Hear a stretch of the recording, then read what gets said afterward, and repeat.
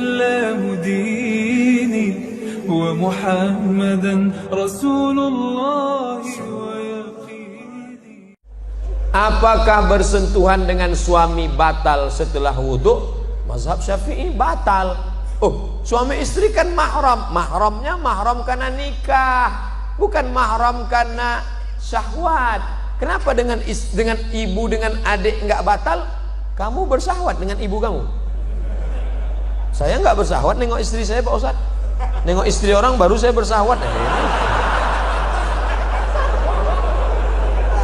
Bedakan mahram karena musaharah, karena nikah, dengan mahram karena nasab. Dengan adik perempuan, dengan kakak perempuan, dengan ibu, dengan bibi, adik ibu, kakak ibu, itu mahramnya mahram muabbad sampai mati. Dengan istri ini kan karena nikah. Oleh sebab itu mazhab Syafi'i batal. Kenapa kawan saya yang dari Muhammadiyah mau berangkat kerja, dia salaman sama istrinya? Dalam hal ini Muhammadiyah pakai majelis tarjih. Majelis tarjih Muhammadiyah mentarjihkan mazhab Maliki. Kalau bersahwat batal, nggak bersahwat nggak batal. Dan cara wudhunya Muhammadiyah pakai cara Maliki, yang airnya bukan seperti cara Syafi'i. Cara Syafi'i yang dipakai NU, Perti, Al-Wasliyah, ambil air. Habis itu ambil air lagi untuk telinga. Nah, itu kalau Maliki enggak, itu yang dipakai Muhammadiyah. Semua rambutnya basah satu kali nyambung ke telinga. Basah.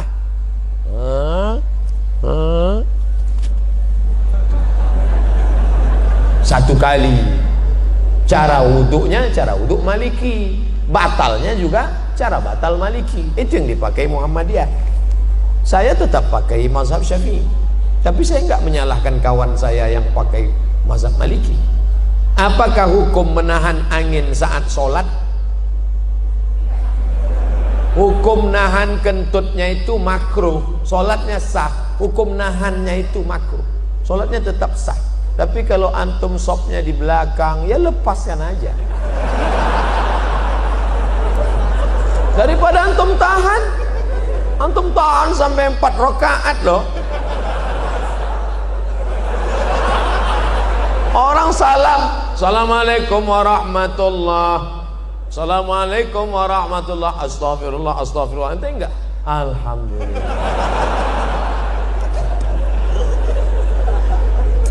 Ustadz, sebenarnya bagaimana konsep kepemimpinan yang benar dalam Islam? Islam enggak membahas masalah kepemimpinan. Siapa bilang? Dalam Islam ada namanya fikih sholat, zakat, puasa, fikih ibadah. Ada namanya masalah gadai menggadai, pinjam meminjam, jual beli, fikih muamalah. Ada masalah tolak rujuk hulu, fikih munakahah. Ada masalah ngangkat pemimpin, jatuhkan pemimpin, namanya fikih siyasah.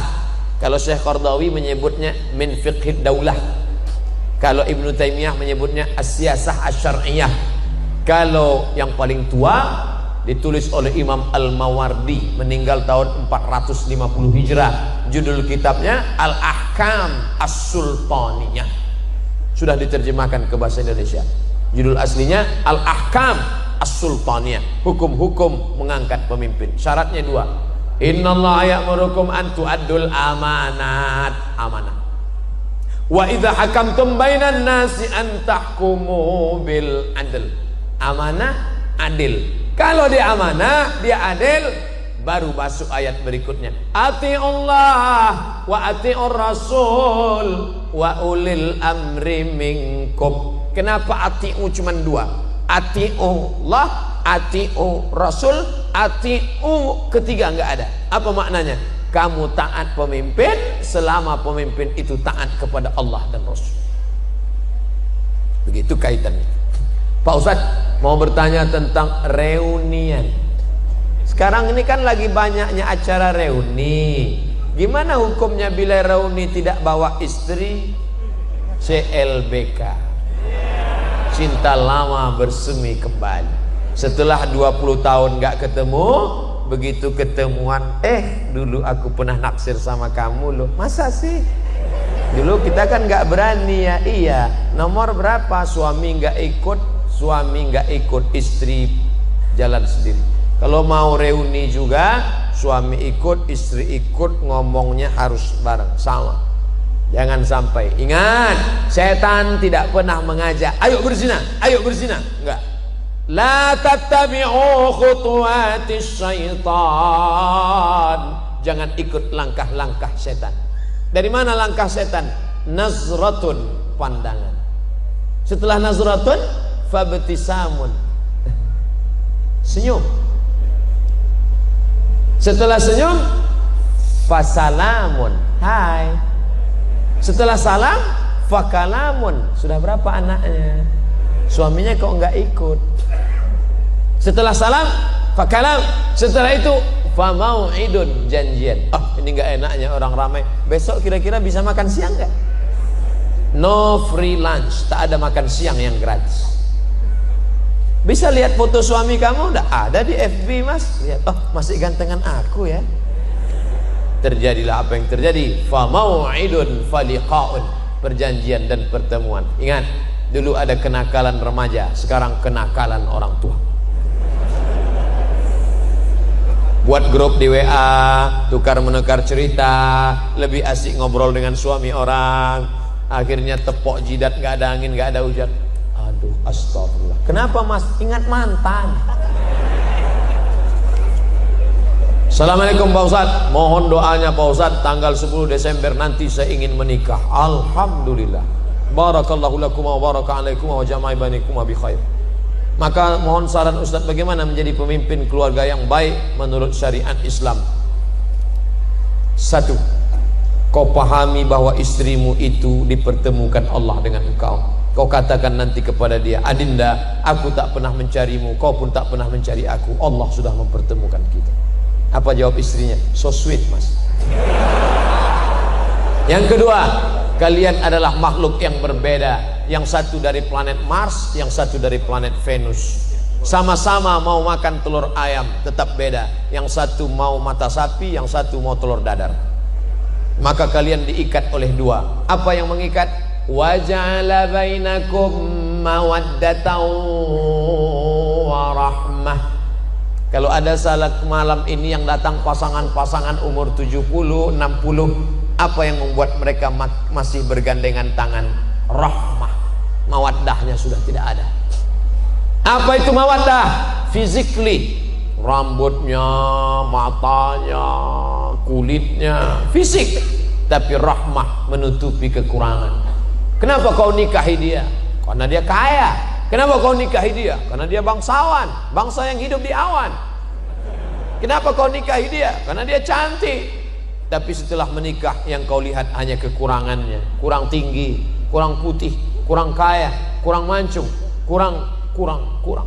Hunna libasul lakum wa antum libasul lahun.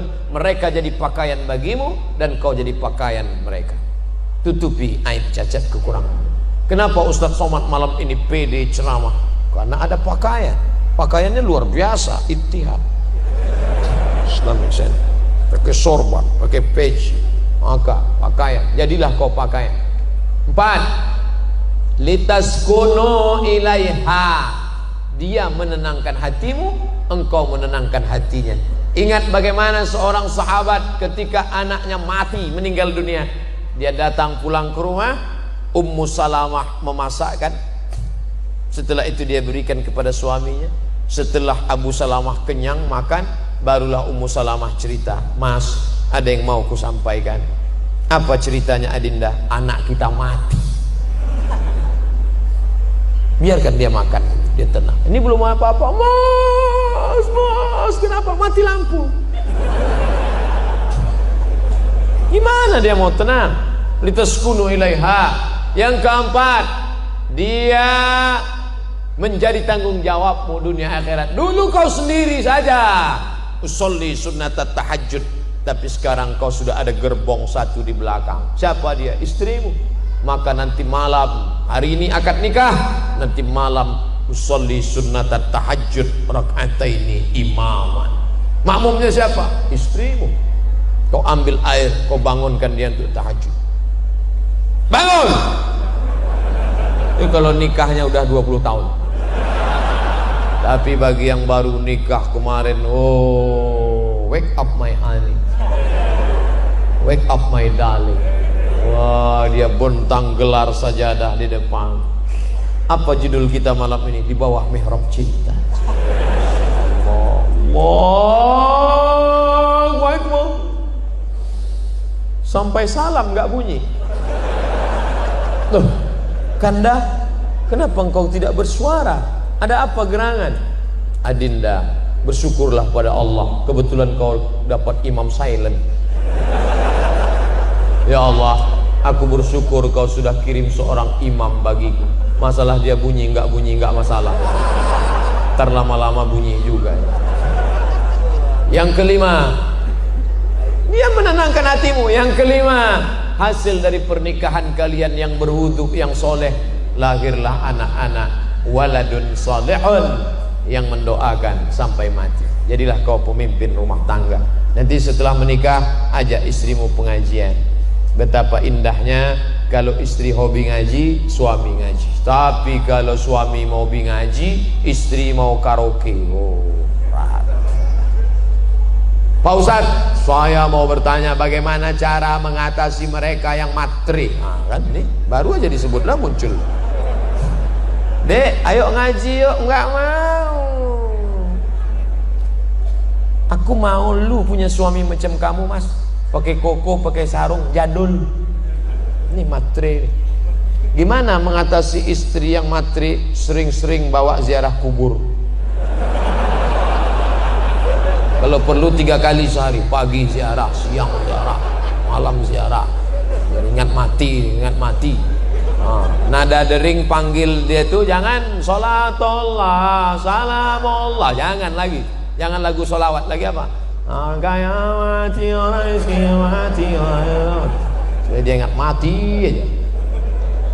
Bagaimana cara mengatasi mertua yang matre? Oh, patut anaknya matre, mertuanya matre. Pak, Bapak, besok kita buat arisan keluarga ya Pak. Kita ada pengajian ya. Ya. Siapa ustadznya? Kita undang Ustadz Dery Sulaiman. Judulnya apa? Orang kaya mati.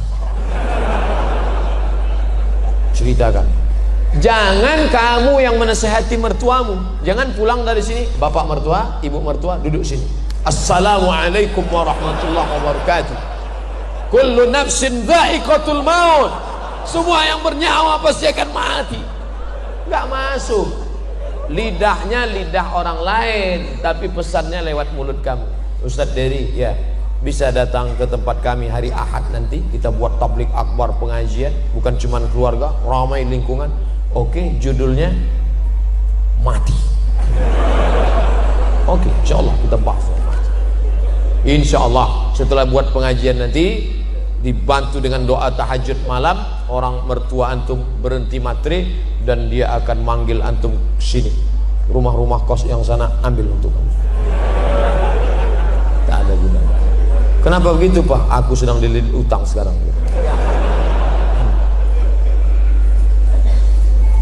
Assalamualaikum Pak Ustadz. Waalaikumsalam warahmatullahi wabarakatuh.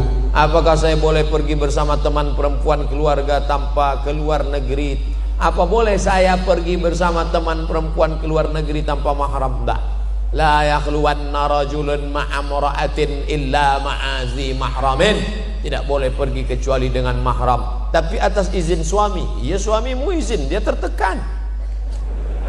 Mas, aku mau keluar negeri, ini acara kantor, izinnya? Iya. Suaminya ikatan laki takut bini. Bolehkah perempuan bekerja? Kata Syekh Atiyah Saqar dalam Fatwa Al-Azhar, boleh. Syaratnya, yang pertama izin suami, yang kedua tidak bercampur aduk laki-laki perempuan, tak ada khalwat, yang keempat tak meninggalkan kewajiban. Nih, berapa banyak perempuan sekarang lebih lama dengan laki orang daripada laki dia sendiri. Jam 7 berangkat dari rumah, 8, 9, 10, 11, 12 dengan laki orang, makan siang dengan laki orang juga, habis itu sekantor lagi jam 1, jam 2, jam 3, jam 4 dengan laki orang, pulang sampai rumah masih dengan laki orang juga main WhatsApp. Dengan suaminya hanya store wajah. Udah. Ketika mau berangkat ke kantor wajahnya cuek, mau ketemu laki orang. Di rumahnya macam genderuwo. Tapi kalau perjalanan itu murni kerja, aman, ramai-ramai, jauh daripada fitnah, oke. Ustaz, bagaimana menyikapi pemimpin yang teramat zalim? Doa. Tidak ada kekuatan melebihi doa. Doa silahul mu'min. Saya selalu dalam majlis saya sampaikan doa. Nanti di akhir majlis kita doa. La tusallit alaina man la yakhafuka wa la yarhamuna. Jangan kau berikan kuasa kepada orang yang tak takut kepadamu dan tak sayang kepada kami. Fidel Castro tidak mengenal Tuhan. Dia tak takut sama Tuhan, tapi dia masih sayang sama masyarakat Kolombia. Che Guevara, dia tak takut sama Tuhan, dia komunis, tapi dia masih sayang. Ini ada orang sama Tuhan tak takut, sama rakyat tak sayang. Komplitlah penderitaan. Maka orang-orang seperti ini didoakan kepada Allah, la tusallit alaina man la yakhafuka wa la yarhamuna. Bagaimana menyikapi ulama-ulama yang sekuler? Ulama-ulama yang sekuler akan dilawan oleh ulama-ulama yang fid dunya hasanah wa fil akhirati hasanah. Di Indonesia, di dunia masih banyak ulama-ulama yang tidak hanya membagi. Islam hanya 3: lahir akikah, nikah walimah, mati takziah. Ekonomi tak diurus, politik tak diurus. Islam hanya sekedar pelipur lara. Islam tidak mengurus masalah dunia. Islam ini sekuler, dari sekulum. Agama hanya untuk seremonial saja. Hari raya, ketupat, maaf lahir batin, akikah, selesai. Masya Allah, sekarang lahir ulama-ulama di dunia ini tetap ada. Dunia ini kan panggung sandiwara yang isinya tak lebih daripada 5. Ada penguasa yang zalim, Fir'aun. Ada orang kaya yang zalim, Qarun. Ada orang cerdas tapi ilmunya untuk Fir'aun, Haman. Allah sandingkan 2 ini. Inna Fir'auna wa Haman. Ada ulama jahat, Bal'am. Ada orang soleh tapi tertindas, Musa alaihissalam. Hari berganti, musim berubah, pentas bubar, tapi isi dunia itu-itu juga. Bagaimana cara membangkitkan ekonomi umat? Kami deklarasi di BKB hari Sabtu malam Ahad kemarin di Palembang, tablik akbar, hijrah, bangkitkan ekonomi umat. Pertama, orang-orang kaya, dokter-dokter spesialis yang punya banyak uang waktu itu kumpul buat minimarket, buat retail, buat toko, bantu umat Islam punya. Jangan ceramah aja, belanja tempat orang Islam, belanja tempat orang Islam. Di mana tempatnya Pak Ustaz? Aku nggak tahu tempatnya di mana. Harus ada tempatnya. Nih masjid, di samping masjid ada tanah kosong, buat tempat belanja grosir, belanja beras, belanja gula, belanja mie instan, belanja barang umat Islam. Belanja di tempat orang Islam. Mana orang Islam akan bayar zakat, dia akan sodakoh, akan infak. Ini mesti ada terus gerakan-gerakan. Padahal di legenda jamaah sudah memiliki koperasi syariah, mendirikan minimarket Kitamat, tapi animo belanja umat masih rendah, belanja ke lain hati. Padahal belanja Kitamat, kenapa tidak belanja? Lembaganya sudah ada.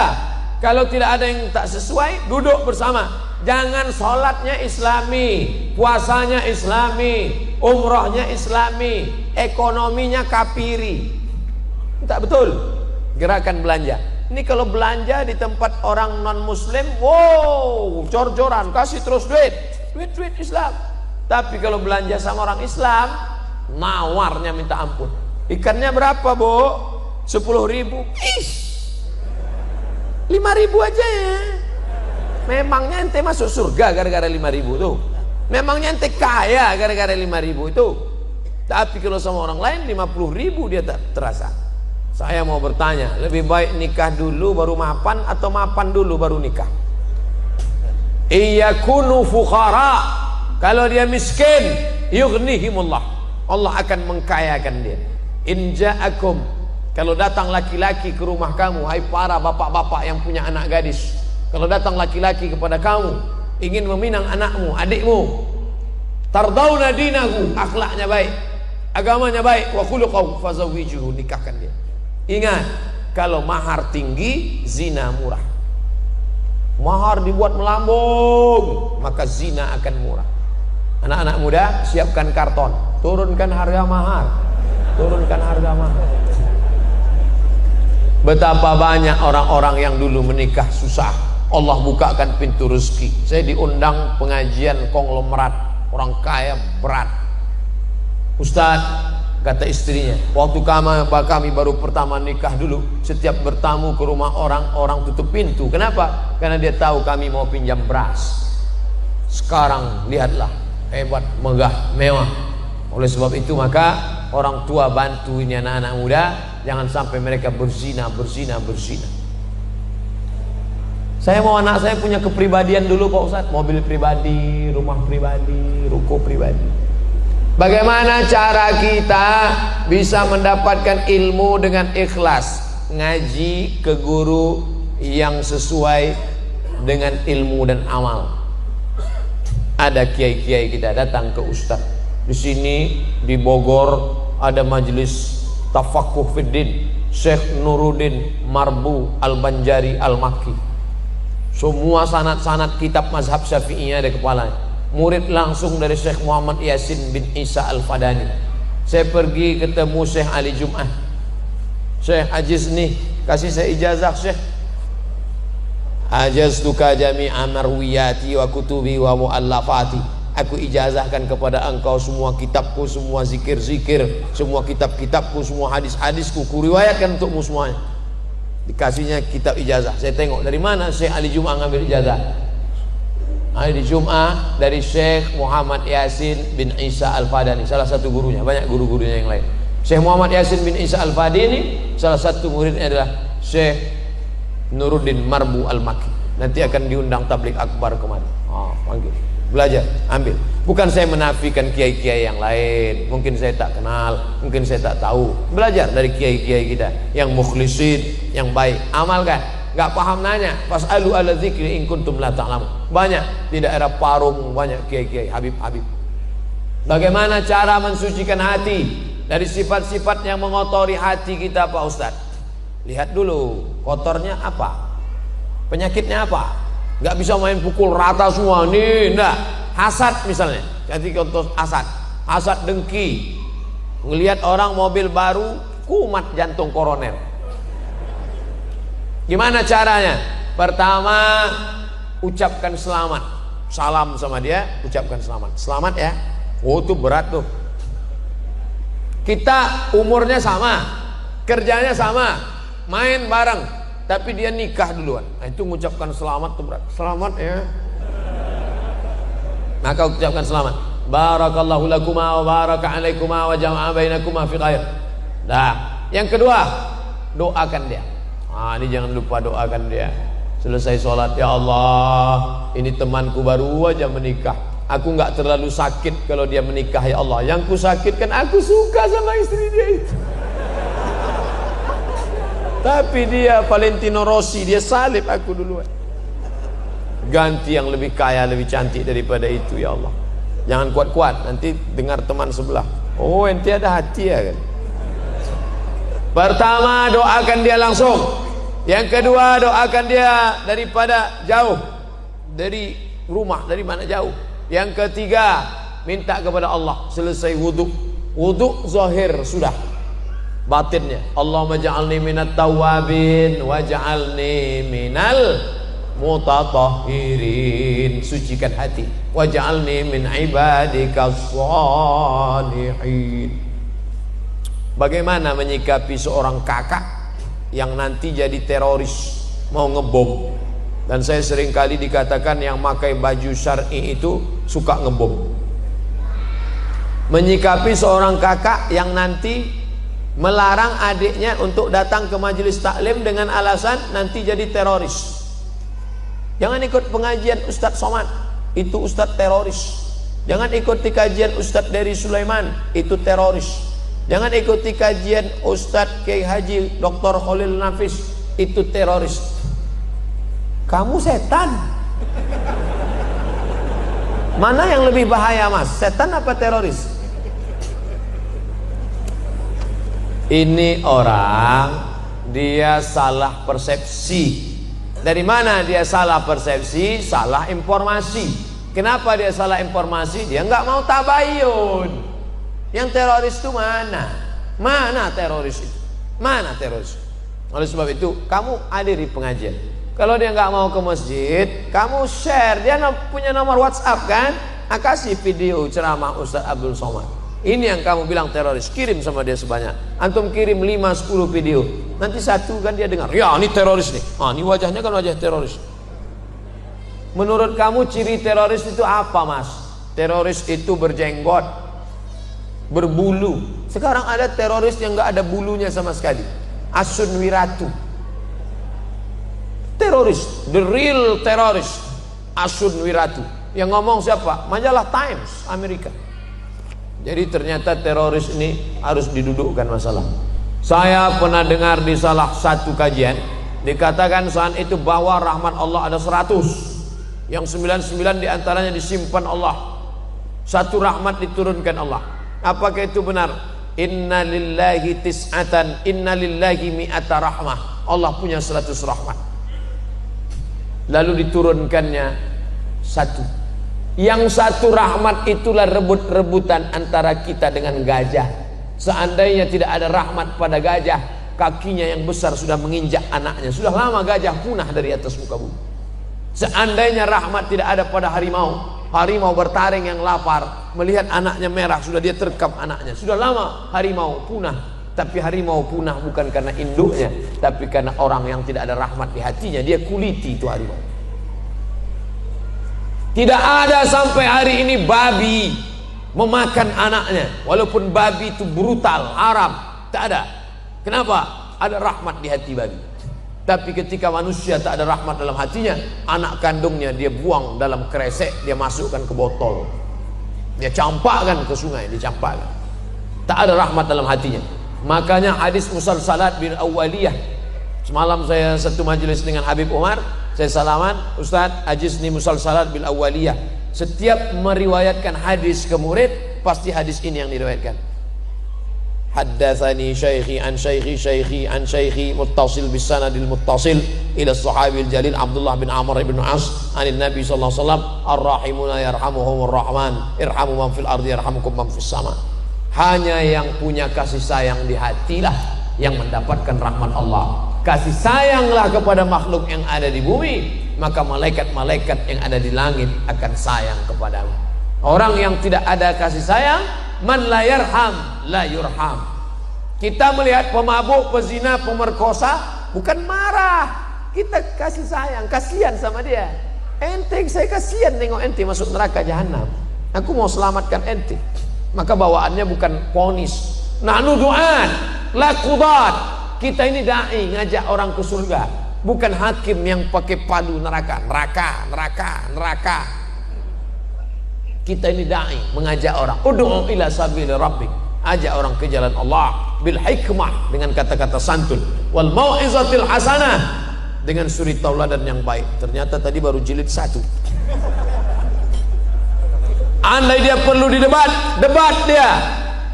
Seperti Ustadz Ihsan Mokoginta, seperti Zakir Naik, debat dia. Billati hiya ahsan, dengan cara yang santun. Bagaimana hukumnya menikahi keponakan dari jalur ayah? Saya laki-laki, adik saya laki-laki, adik saya perempuan, adik saya laki-laki punya anak perempuan, saya nikahi dia, nggak boleh, karena dia ponakan saya. Uriman alaikum ummahatukum, mak kamu, wa banatukum, anak kamu, wa akhawatukum, saudari kamu perempuan, wa ammatukum, adik atau kakak ayah kamu, wa akhawakhalatukum, adik atau kakak bibi dari ibu kamu, wa banatul akhi. Ini nggak boleh. Tak boleh kamu menikahi anak saudaramu. Wa banatul ukhti, tak boleh kamu menikahi anak saudarimu. Itu ponakan kamu, nggak boleh kamu nikahi. Macam nggak ada aja perempuan lain. Banyak perempuan serak-serak di jalan. Pak Ustaz, bagaimana kalau saat tawaf batal wudhu karena bersentuhan dengan lawan jenis saat berdesakan? Andai antum berpegang ke mazhab Syafi'i sekalipun nggak batal. Kenapa? Darurat tawaf. Dalam mazhab Syafi'i pun nanti kalau ada ustadz yang ngajarkan harus pindah mazhab Maliki supaya nggak batal. Nggak perlu pindah mazhab. Walaupun pindah mazhab itu khawatirnya nanti main-main mazhab ini jatuhnya tatap rukhas. Tetap mazhab Syafi'i karena darurat tawaf tetap tidak membatalkan. Jaga, tutup pakai kain semua, kain ihramnya tutup semua. Kaki tetap nginjak orang-orang India yang nggak pakai kaos kaki. Darurat tawaf. Apa hukum jadi sales mobil yang makan uang dari keuntungan menawarkan mobil secara kredit kepada konsumen? Ada pekerjaan langsung, ada pekerjaan tak langsung. La'anallahu akilar riba, yang makan riba. Wa mukilahu, orang yang diberi makan atau yang mewakilkan transaksi. Wa katibahu, yang jadi pegawai penulis administrasinya. Wa syahidaihi, yang jadi dua saksinya. Kulluhum sawa. Yang ngajak-ngajak ke riba ikut jadi riba. Dia ngajak ke riba, ayo riba, ayo riba. Naha Rasulullah an samanil kalbi, Rasul melarang jual beli anjing. Wa mahril baghi, hasil prostitusi, PSK. Wa ulwanil kahin, upah dukun. Dukun kena juga, termasuk majalah-majalah, koran-koran iklan dukun. Bentuknya macam ustadz casing, isinya dukun, penasehat spiritual, hantu. Solusinya apa Pak Ustaz? Apa harus kita keluar? Cari rezeki yang halal. Allahumma aghnina bihalalika an haramik. Cukupkan kami dengan yang halal sehingga kami tak terjebak pada yang haram. Apakah bentuk larangan kata jangan dalam Quran memiliki arti yang sama seperti jangan kamu makan babi? Apakah sama dengan janganlah kamu bersedih? Ini dibahas dalam ilmu usul fikih.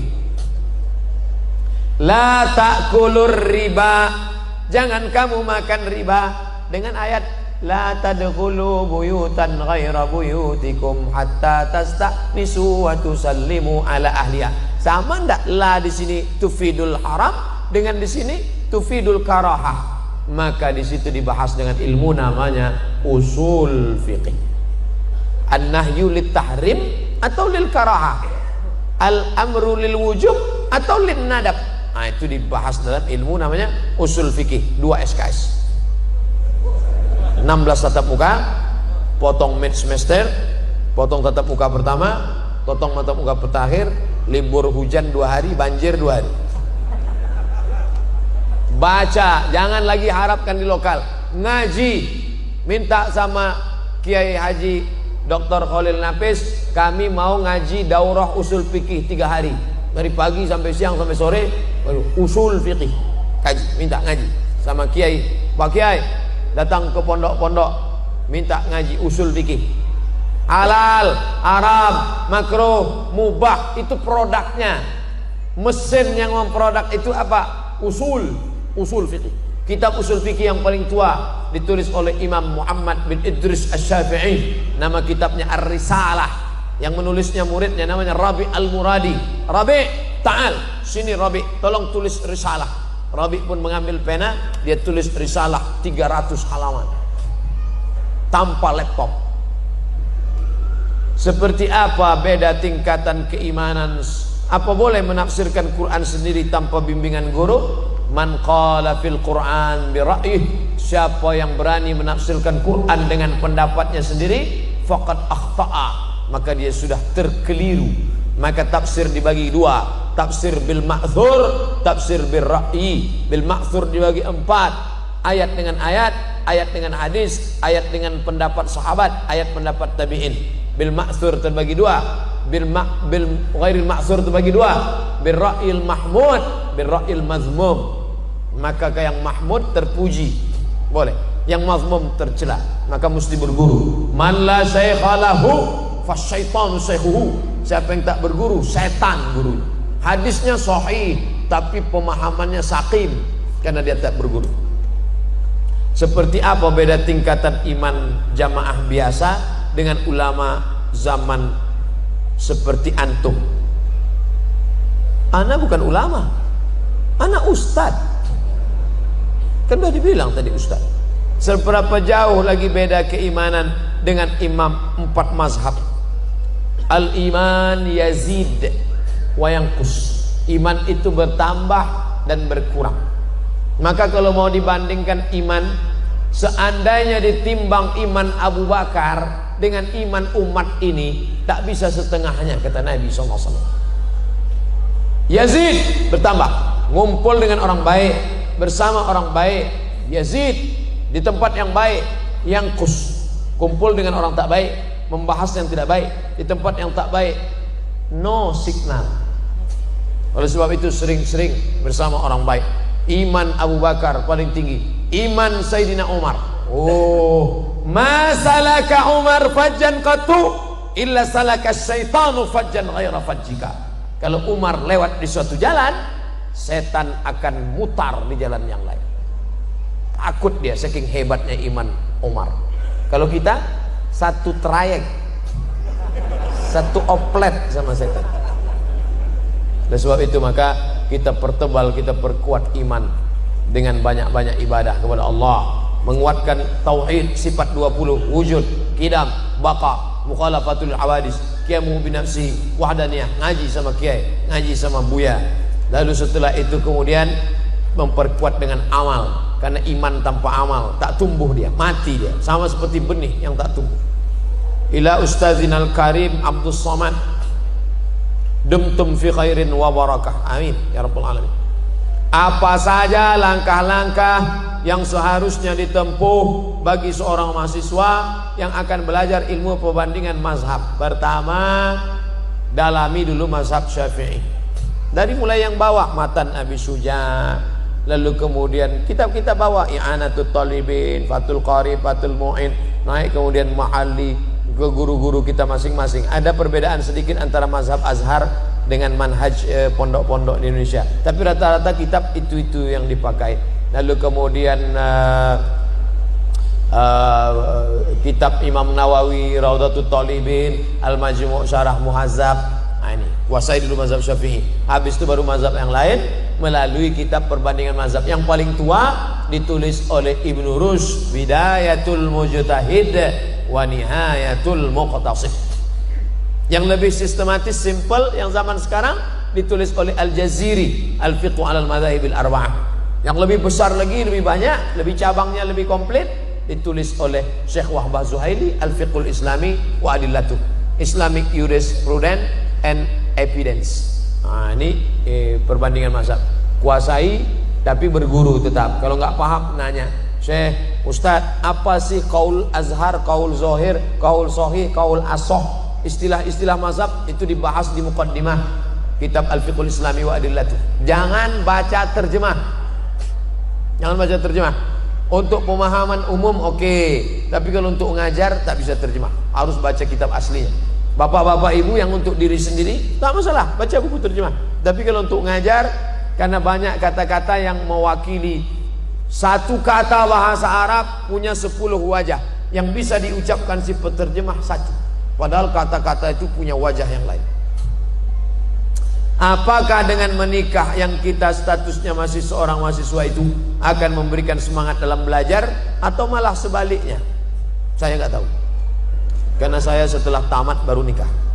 Tanyalah sama ustadz-ustadz yang ketika kuliah dia nikah dan sukses, punya pengalaman.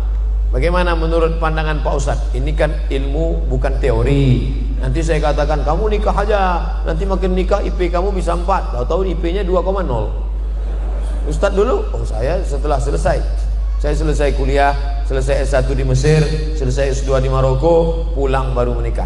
Tapi kalau antum, kemarin saya ke Mesir, banyak mahasiswa-mahasiswi, orang tuanya mapan, boleh nggak kami nikah Pak Ustaz? Oke. Terus belanjanya gimana? Gabungkan antara kiriman bapak kamu sama bapak dia. Bapak-bapak kan jadi banyak.